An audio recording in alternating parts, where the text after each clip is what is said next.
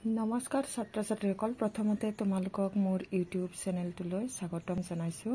আজি এই ভিডিঅ'টোত ভোৰতাল নৃত্যৰ বিষয়ে অকণমান ভিডিঅ' আকাৰে দিছোঁ।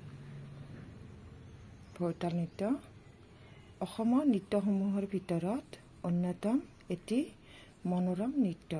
এই নৃত্যটি নৰহৰি বুঢ়া ভকতে সৃষ্টি কৰিছিল। ভোৰতাল হ'ল এবিধ বাদ্য। এই বাদ্যবিধ কাঠ ধাতুৰে তৈয়াৰী।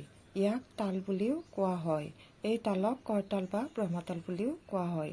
এই তাল দুখন সমান বৃত্তাকাৰ কাঠেৰে সজা হয়।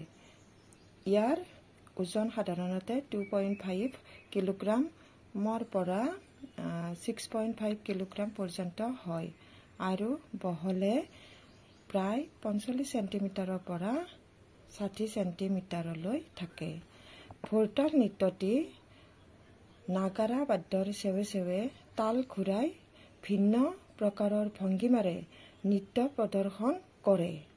এই নৃত্যটি 2ৰ পৰা 10-12 বা ততোধিক শিল্পীয়ে দলীয়ভাৱে প্ৰদৰ্শন কৰে।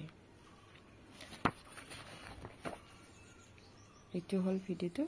ছাত্ৰ ছাত্ৰীসকল, ভিডিঅ'টো চাই কেনে লাগিল কমেণ্ট কৰিবা। ভিডিঅ'টো ভাল লাগিলে ছাবস্ক্ৰাইব কৰিবা, ভিডিঅ'টোত এটা লাইক কৰি দিবা। ধন্যবাদ।